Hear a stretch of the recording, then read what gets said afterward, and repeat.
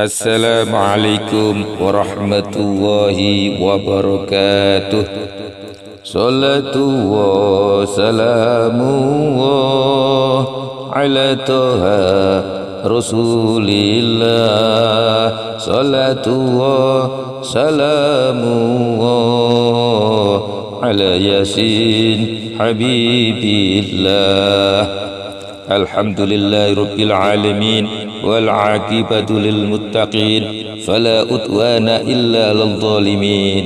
Wassalatu wassalamu ala asrafil anbiya'i wal mursalin nabiyina wa habibina Muhammadin arsalahu wa rahmatan lil alamin. Yang saya muliakan para kiai, para alim, para ulama, para sesepuh dan bini sepuh, dan tak lupa para pendengar kultum saya di mana saja berada yang dirahmati Allah. Kaum muslimin yang dirahmati Allah dan para pendengar di mana saja berada.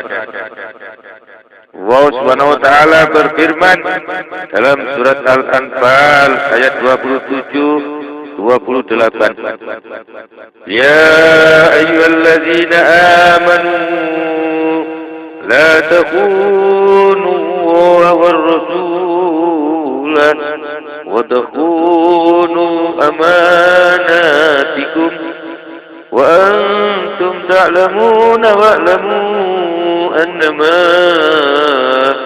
amwalukum wa auladukum fitnatun wa anna Allah 'indahu ajrun 'azim. Hai orang-orang yang telah beriman, janganlah kamu sekalian mengkhianati Allah dan Rasul, dan jangan mengkhianati semua amanah yang telah dibebankan pada kamu. Sedang kamu sekalian menyaksikan dan ketahuilah bahwa sesungguhnya harta kekayaanmu dan anak-anakmu adalah fitnah atau percobaan, dan sesungguhnya di sisi Allah ada pahala yang besar. Diriwayatkan bahwa sebab turunnya ayat tersebut ialah bahwa baginda Nabi sallallahu alaihi wasallam telah mengepung orang Yahudi Bani Quraisyah selama 21 malam. Maka mereka minta perdamaian, sebagaimana beliau telah memberikan perdamaian pada saudara-saudara mereka, ialah Bani Nazir, agar supaya mereka bisa berjalan ke negeri Syam untuk beberapa hasta dan beberapa jengkal. Akan tetapi Rasulullah SAW lama tidak mau, bahkan memerintahkan agar supaya mereka mentaati hukum ketentuan dari Sa'ad bin Mu'adz. Mereka juga tidak bersedia dan berkata, kirimkan atau datangkan pada kami Abu Lubabah Marwan bin Munzir. Marwan bin Munzir adalah penasihat mereka, karena hartanya dan keluarganya berada di kalangan mereka. Maka beliau baginda Nabi sallallahu alaihi wasallam pun mendatangkan Marwan bin Munzir atau Abu Lubadah kepada mereka. Mereka bertanya kepada Abu Lubadah, bagaimana pendapatmu? Apakah kami mengikuti hukum yang telah ditetapkan oleh Sa'ad? Abu Lubabah memberikan isyarat ketenggorokannya, yakni potong leher. Kata Abu Lubabah, kedua kakiku masih tetap ada, sehingga aku tahu atau sadar bahwa aku telah mengkhianati Allah dan Rasulnya. Maka turunlah ayat tersebut. Kemudian Abu Lubabah mengikatkan dirinya pada pagar masjid, yaitu Masjid Haram, serta berkata, demi Allah, aku tidak akan makan dan tidak akan minum sehingga aku mati atau Allah memberi taubat padaku. Dia tetap tinggal berdekatan seperti itu selama 7 hari, sehingga dia jatuh tersungkur pingsan. Kemudian Allah memberi taubat padanya. Dikatakan padanya, sungguh kau telah diberi taubat, maka lepaskanlah dirimu. Kata Abu Lubabah, tidak, demi Allah aku tidak akan melepaskan diriku sehingga Rasulullah yang melepaskanku. Maka datanglah Rasulullah SAW dan melepaskannya dengan tangan beliau sendiri.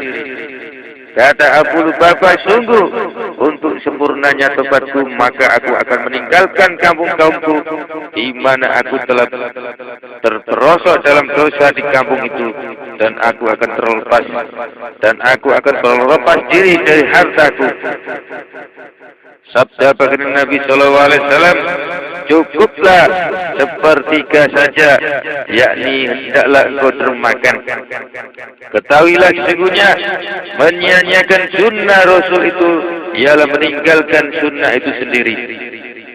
Nabi besar Muhammad SAW bersabda, "Alaikum bisunnati wa sunnatil khulafa'ir rasyidin al-mahdiyyin min ba'di abdu 'alaiha bin nawajid." Berpeganglah kamu sekalian dengan sunnahku dan sunnah khulafa'ur rasyidin al-mahdiyyin sesudahku, dan gigitlah sunnah-sunnah itu dengan gerahammu atau pegang erat-eratlah.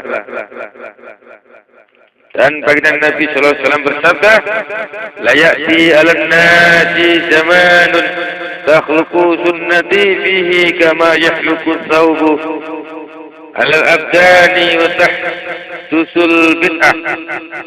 Faman ittaba'a sunnati yawma idin sara ghariban wa baqiya wahidan, wa man ittaba'a bid'atan nasi wajada khumsina sahiba أو أكثر. فقالوا يا رسول الله هل بعدنا أحد أفضل منا؟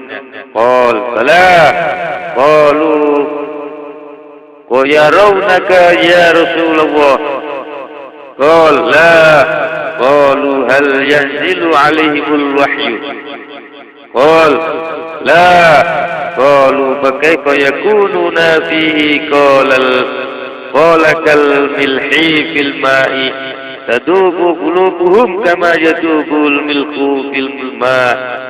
قالوا كيف يعيشون في ذلك الزمان؟ قال كالدوني في الخلق. قال كيف يحفظون دينهم؟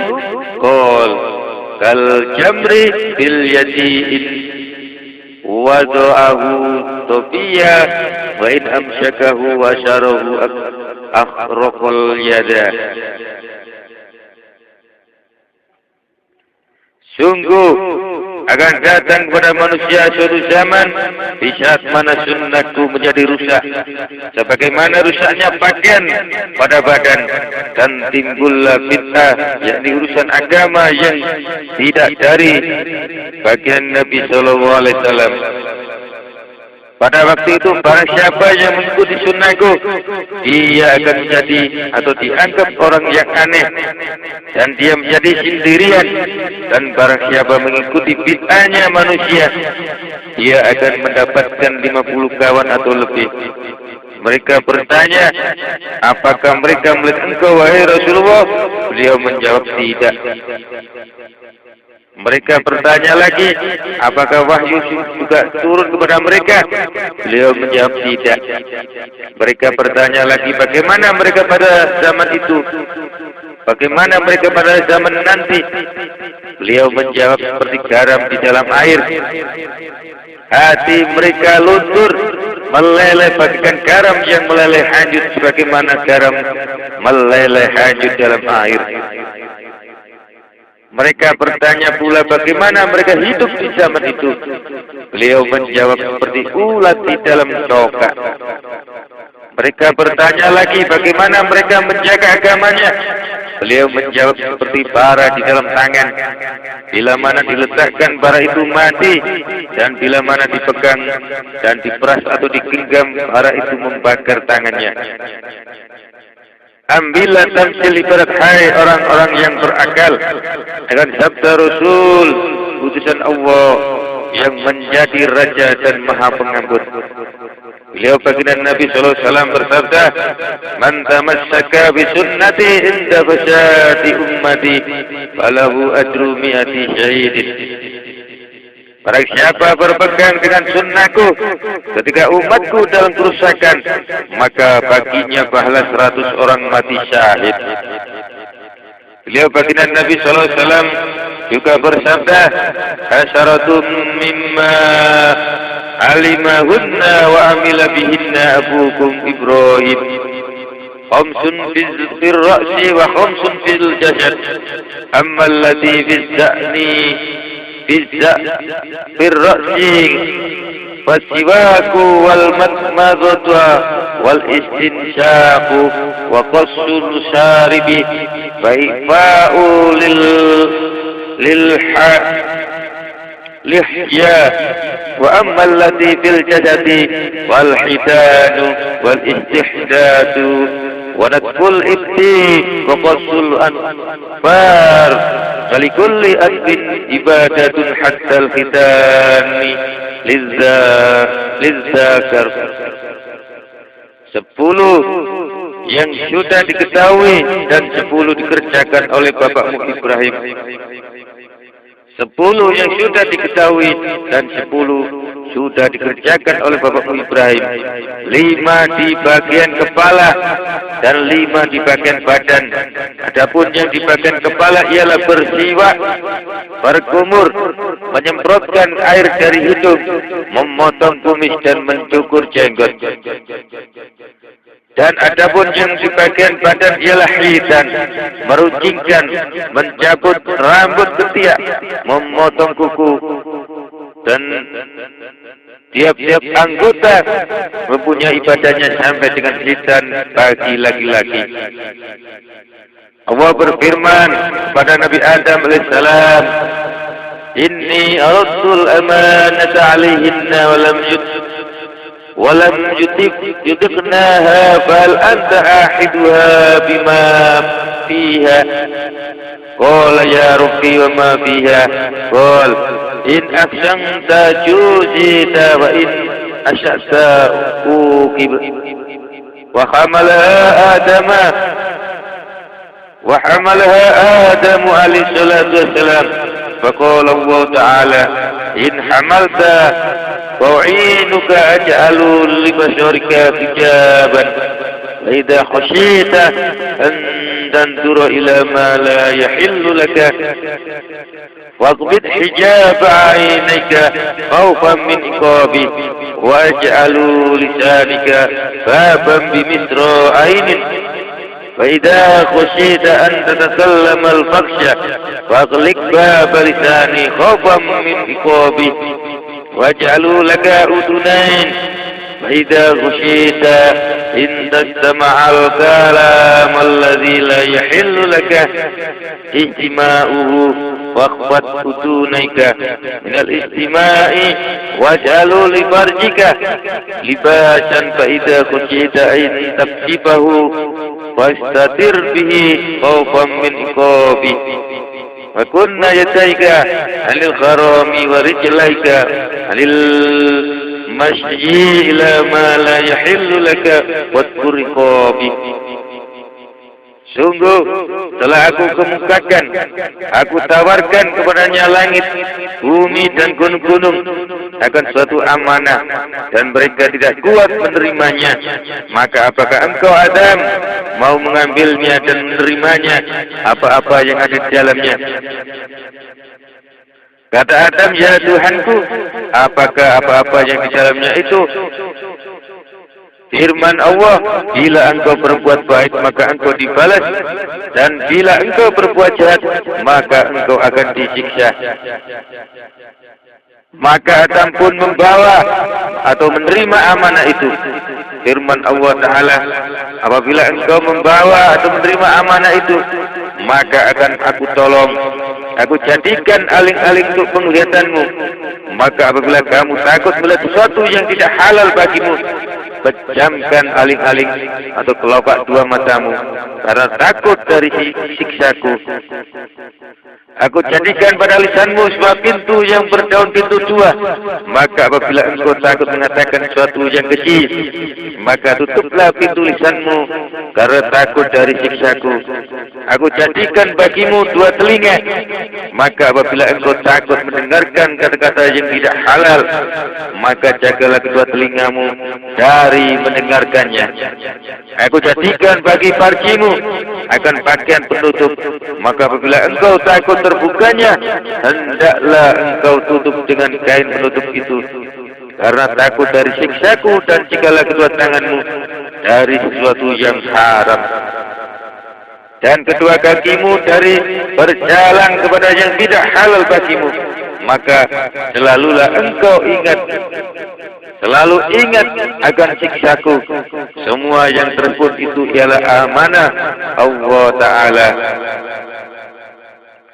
Kata Wahab bin Munabbih, tatkala dirham dan dinar itu telah terbuat, maka keduanya dibawa oleh iblis terkutuk dan diciuminya, seraya ditaruhkan di kedua matanya, seraya berkata, celaka bagi orang yang mencintai kamu keduanya, meskipun dari jalan yang halal, dan celaka. Kemudian celaka bagi orang yang mencintai kamu keduanya dari jalan yang haram. Qila inna rajulan jaa ila nabi alaihi salatu wassalam min ardin badalahu an ardi wa akhbarahu bi sa'ati ardihi wa kasratin na'ami fiha, wa qala alaihi salatu wassalam lah, kaifa taf'alun? Qala inna nastahidu alwanan min at-ta'ami wa nakulaha, thumma qala tasiru ila al-mada.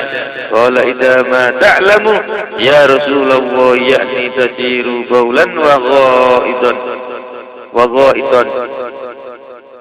Wa qala alaihi salatu wassalam, kadzalika masal dunya. Dikatakan, sungguh ada seorang laki-laki dari sebuah tanah, yakni sebuah desa. Maka Rasulullah SAW bertanya tentang tanahnya.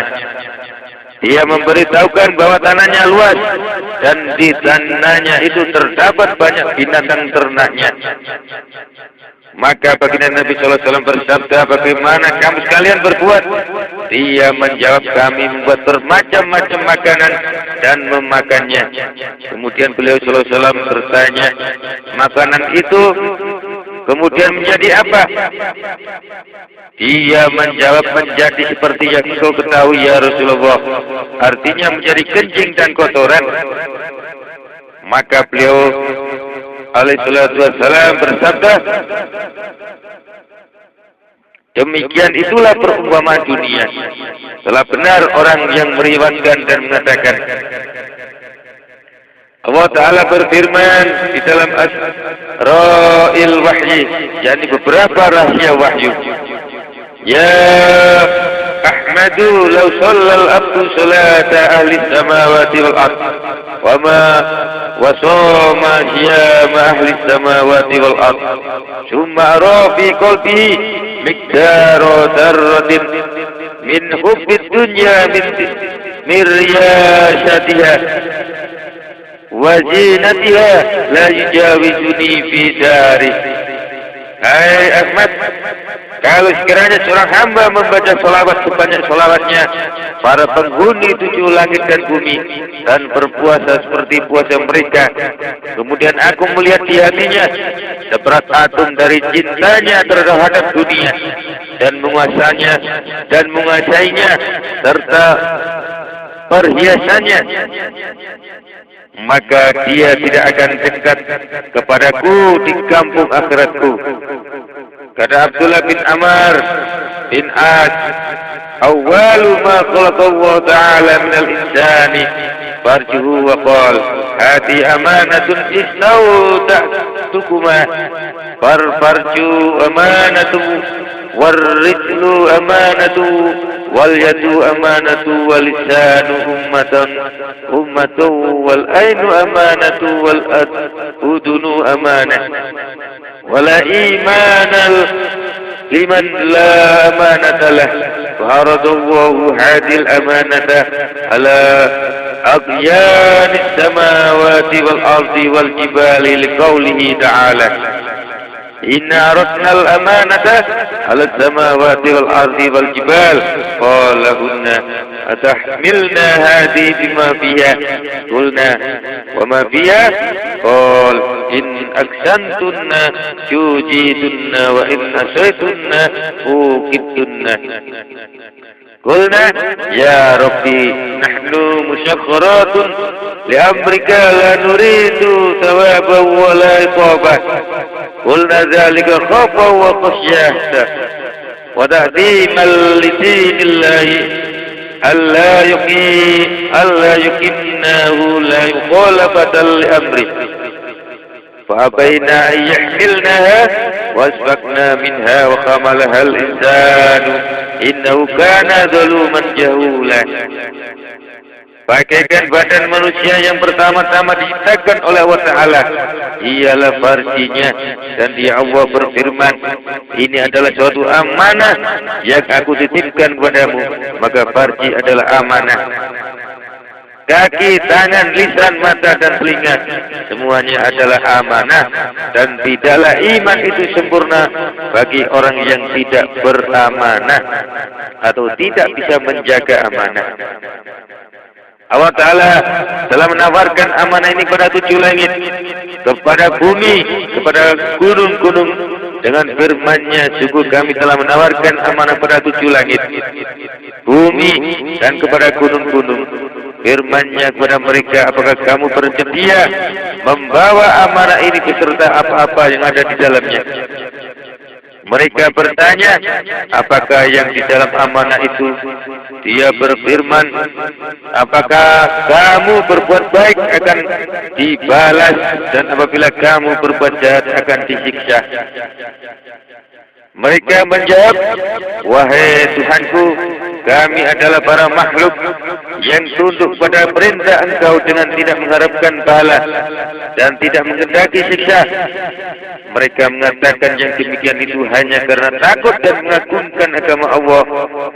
Kalau nantinya mereka tidak mampu menegakkan atau melaksanakan dan tidak karena menyalahi perintahnya, maka mereka tidak mau membawanya, dan mereka pun berhati-hati terhadap amanah itu, dan kemudian diterimanya oleh manusia. Sungguh manusia itu sangat aniaya dan sangat bodoh. Sabda baginda Nabi SAW, man ahabba dunyahu adarra bi akhiratihi, wa man ahabba akhiratahu adarra bi dunyahu, wa asiru ma yamqa ala ma yanjafna. Barang siapa mencintai dunianya, maka dia telah membahayakan akhiratnya, dan barang siapa yang mencintai akhiratnya, maka dia telah membahayakan dunianya. Maka utamakanlah oleh kamu sekalian akan sesuatu yang kekal daripada sesuatu yang rusak.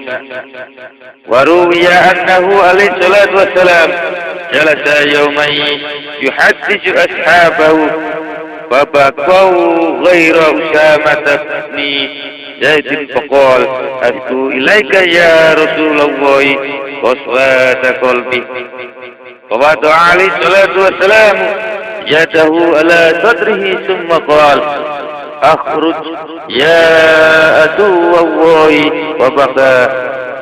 Dan diriwayatkan bahwa baginda Nabi SAW pada suatu hari duduk berbicara dengan para sahabatnya, sehingga mereka sama-sama menangis kecuali Usamah bin Zaid yang lapor. Aku mengadu pada engkau, wahai Rasulullah, tentang kekerasan hatiku. Wahai Rasulullah, mengapa hatiku ini keras sekali?